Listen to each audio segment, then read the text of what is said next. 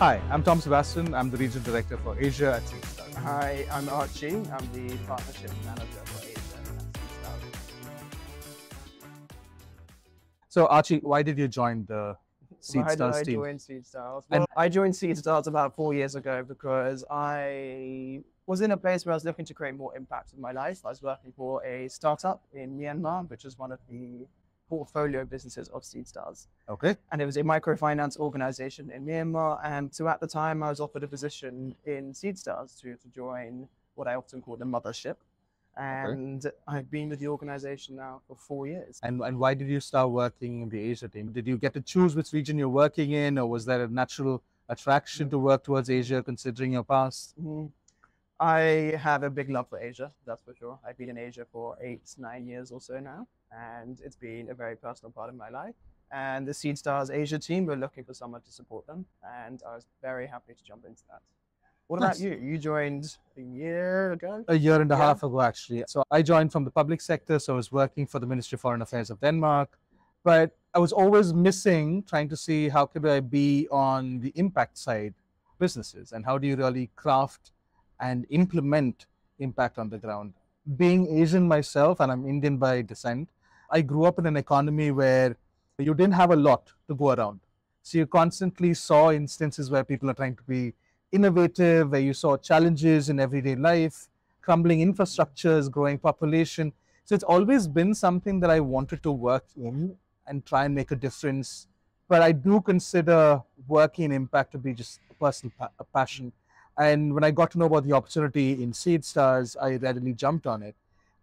I didn't know a lot about SeedStars before I joined, I have to be honest. But as I got to know more about the organization, I'm seeing just the diversity in the programs that are being run, right? There's an interesting combination of being a venture capital organization that's also implementing impact programs, working with ODAs and DFIs and foundations, but also with corporate organizations, with the thematic area of innovation. And I found that uniquely interesting to be able to work in, right? One thing I particularly enjoy about SeedStars is there's diversity of what we do, but also the people we have at SeedStars. Dude, you've been longer than me in SeedStars, right? So what do you see as diversity within? We have teams across the whole globe. So we have people in Latin America, we have people in Middle East, North Africa, Sub-Saharan Africa, we have people in Asia, different parts of those continents. So just the diversity of language, the diversity of backgrounds, the diversity of what people want to achieve. It's so cool to see. Yeah, I know you speak an obscene number of languages. So how many languages do you speak? Enough to do an interview, about one. I enjoy languages. I enjoy connecting to how people communicate and understanding their mindset. That's fun. Fortunately, I can't speak any Indian languages though. I have to teach me some. Absolutely. The other thing, I think for me in SeedStars, what I'm learning specifically on diversity is just the diversity in thought.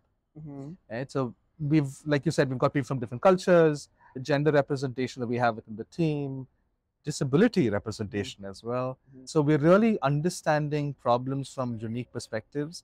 And that for me has been very enriching in being able to design programs and really be able to see it. An important thing which I'm learning about SeedStars every single day is just how we quantify and communicate impact. While we're not at the pinnacle of communication of impact, I think it's something that we can still learn and do. We're quite strong at it, and I'm able to see that there is change. So we're not just talking about change, I can see change happen on the ground. Just if you look at the number of companies we're investing in, the number of people we're impacting. We did a recent project within the care economy where we're supporting companies that are within elderly care and child care. And being a father myself to a 4-year-old, I love to see such solutions come, which can enable working professionals myself be able to take care of our families while living in nuclear families and in metropolitan cities, right? I think you hit the nail on the head in terms of relating it to something personal, being a father of a 4-year-old and seeing a care project. I think so many people at SeedStars have a personal connection to a lot of the programs that we're doing. I myself, someone with a disability, working on a program supporting entrepreneurs with disabilities, that's such a cool resonance to have with the program. And I think so many people have their own motivations in all of the regions and the projects that we're doing, whether that's financial inclusion in Africa or migration in Latin America. A lot of people have their own motivations behind them. That comes through in the excitement a lot of us have for the programs that we're doing. And for me, with Asia, I'm combining my love of Asia for my own sort of personal experience of living with a disability and bringing that into an impactful thing through my own job, which is really cool. But tell me a little bit more about your disability, if you don't mind me asking, but also about this program that you were talking about, where you're at the helm of designing it, eh? Yeah, so ever since I was born, I've been hard of hearing in both ears, which has many benefits. I can sleep very well on trains. If there's a screaming baby, I can turn off my hearing aids. It's wonderful. But it does mean I've had things in my life where I've held myself back. I've been excluded from things, and I have struggled in situations where the world around me has not facilitated for my impairments, i.e. the world has been my barrier. I have not had the barrier. Interesting. Mm, I would love to have that as a quote. The Yeah. world has been a barrier, but you've not been Mhm. the barrier. Okay. Yeah. So what I mean by that is impairment is one thing and a barrier is another. The impairments that I have is I am hard of hearing. I don't hear well in both of my ears. But the barrier that I have is the world and the environment and society does not make space or does not work to facilitate or compensate or allow for my hard of hearing disability. An example of this would be in my experience as a teenager studying languages at school. Often when you study a language, you have to do a listening exam. Yeah. Now, naturally, as someone with a hearing disability, Yeah. a listening exam, listening to a sort of A tinny, foreign language. a foreign language, a radio, or listening to a CD player being Yeah. spoken out loud on a speaker, that Yeah. is not very conducive for people with hearing aids. And so I was given the option to have one of my professors speak to me separately in a room so I could lip read them. What my school has done is they have reduced that barrier that I had. Otherwise, I would have struggled to even hear what the radio was playing. And that's good. You talked about barriers within institutions, because while we were thinking about the program, we thought about barriers within education institutions. And I've been reading people with impairments and disabilities face a large number of barriers. We're not just talking physical mobility and accessible spaces. We talk about practices like these, which to a person without an impairment or disability is even hard to fathom or understand the severity. But in a professional context, within a professional context, have you faced barriers as someone who is hard at hearing? There's two things I want to share. One is the type of barriers I face, and two is what that does to me in my experience at a workplace. I can share one recently, which was a conversation with multiple people online on Zoom, and the admin had not enabled subtitles, which meant I could not choose to activate subtitles. 2 or 3 people on the call had their video off, so I could not lip read them. And I even requested someone, do you mind turning your video on so I can actually lip read you, but the subtitles aren't activated? And they said no. So I was not really able to hear them. And it's only a small act, but afterwards I felt like I couldn't engage with that conversation. I couldn't be a part of it, and I felt like I wasn't really being listened to myself. That was a small example of something that happened recently, and that happens very often. In companies like Zoom, they do have accessibility features enabled, but there's also some onus on the people who are hosting the meeting to ensure that feature is being enabled. It must have been worse for you during COVID as well, when everything moved online. Oh, masks. People I'm having their sure, like masks. now, masks as well. Yeah. So my mother is also hard of hearing, and so is one of my sisters. And when COVID masks came out, my mother works in healthcare, and so she was surrounded by people wearing masks every day, treating patients every day, and she just couldn't hear them. Now, some people invented masks that had a transparent part, but people's breath would condense and fog up the things, so it wasn't as effective. So essentially, my mother and I, for about 2 years, anyone wearing a mask was just impossible to hear. So simple things like that, a global pandemic, what is the effect that has on someone with an impairment? I have one type of impairment. In the world, there are thousands of different types of impairments, and they manifest differently. Someone who has a hard of hearing impairment like me, their experience of it can be completely different to mine. So I cannot be an ambassador or an advocate for everyone's lived experience, even for my own type of impairment. And that is something that is super, super important to understand, is the diversity of disability and what that means and how it needs to be accommodated for in the world. But that's interesting that you mentioned about the diversity of disability. But just going back to the previous point where you talked about your mother in the hospital, right? I'm sure if a solution were to be born, it can only be born from someone who has a lived experience with the problem. Disability, impairment, or no impairment. I think lived experiences is a very important angle. I think that was one of the cornerstone of why we started thinking about supporting entrepreneurs with disability. When we were doing our research for the program, we saw a dime a dozen programs supporting assistive tech companies. And that's a very good thing, because we need to support entrepreneurs of creating solutions for the community to help people get more accessible and gain access to solutions that make their lives better. But I didn't come across a lot of programs and support institutions for focusing just on entrepreneurs with disability. And that's when we started digging in deeper to look at the problems. I remember you and I having the conversation about all the kind of different problems they had, how they could be more innovative, how they don't have access to work employments, where they don't have access to the right kind of capital to grow business. You've been an entrepreneur and I've been an entrepreneur as well. And we know how difficult it is already to raise capital, but already to get support and mentorship. And that problem is just so much more when you're an entrepreneur with a disability. I want to know, what are the different kind of diversity of impairments we are trying to support within the program, and also which regions are we trying to support this? Seed inclusivity is the name. The Seedstars Entrepreneurial Ecosystem Development Inclusivity. Seed inclusivity. It's a mouthful. And we are looking at supporting entrepreneurs primarily across Indonesia, India, and Vietnam. We have chosen these three countries because of the high population of people with disabilities in these countries.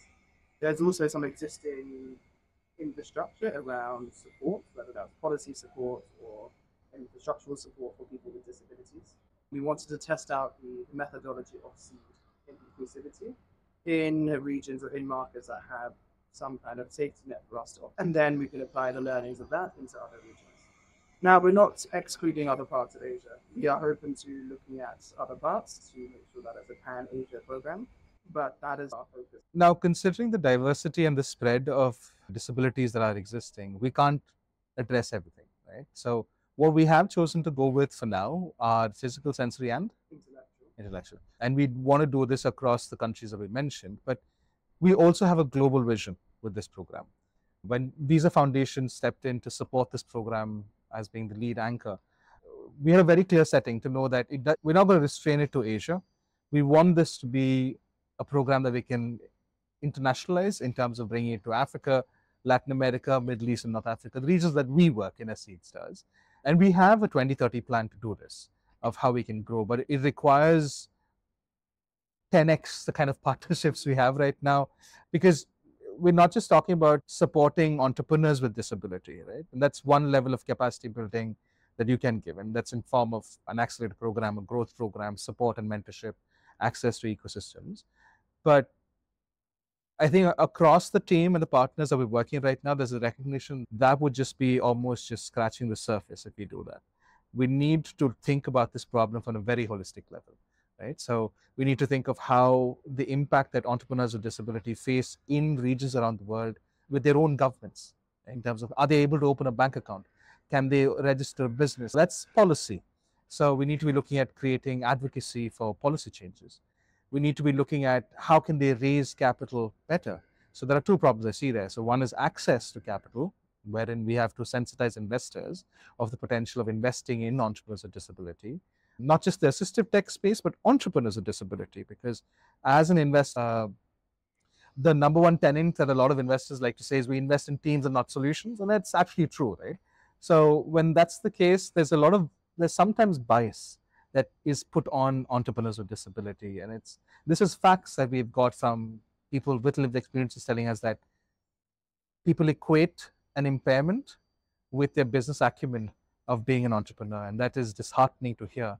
But the other problem I mentioned in the access to capital was also creating financial pathways.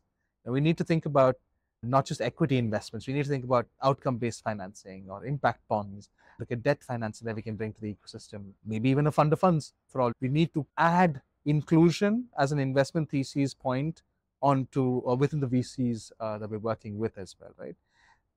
That's just two things. We're talking policy and access to capital. But there's also the human talent issue. So we need to look at this problem from a holistic perspective, and that's what we're hoping that the Inclusivity program can do. We start off in Asia with a couple of these aspects, but as you rightly said, any intervention in this space is ever evolving, right? We're bound to make mistakes. We're bound to learn through those mistakes. We want to share those learnings with people, but we're also looking for more partners, to be honest, in this journey but more importantly, we are looking to hear from entrepreneurs with disability.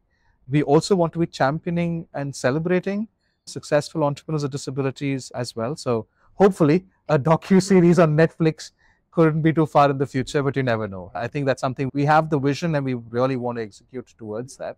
And then that to me is part of the program I'm particularly excited about, is putting the spotlight on these entrepreneurs with disabilities for multiple reasons. One is to create excitement around these people and putting them up on a pedestal, saying these are successful entrepreneurs who just so happen to have a disability. And they are doing well. Here are their businesses, here are their business models. And that is in itself very powerful. There's so much representation to be seen. As a kid, I never saw a cool person with hearing aids. So I used to, as a teenager, I had longer hair to cover my ears. I didn't want people to see them. I didn't think they were cool. There was no Idris Elba or Brad Pitt with hearing aids. And so to have a founder with a disability out there in an ecosystem championing a successful business will be super powerful in terms of representation. So the tagline is empowering abilities, igniting possibilities. And the meaning behind this is we are empowering people who have the ability to inspire, lead, and succeed in business. We are empowering people with different disabilities across the region. And we strongly believe that the possibility, the opportunity that there is behind all of this is immense. So that is why we are igniting possibilities by doing this. Differences and diversity is something that has always been very personal to me, and I think that is something which has been now proven with data and statistics to drive success, to drive businesses, to drive purpose, to drive impact. And Seed Inclusivity is no different. We are trying to achieve that. Fantastic. Join us on seedinclusivity.com and learn more about us on our social media handles. We're looking for mentors, experts, civic groups, and investors that are working to support the community to advance solutions and to empower people with disabilities as well. I can see that we're making a difference, and that keeps me going every single day at SeedStars. Close.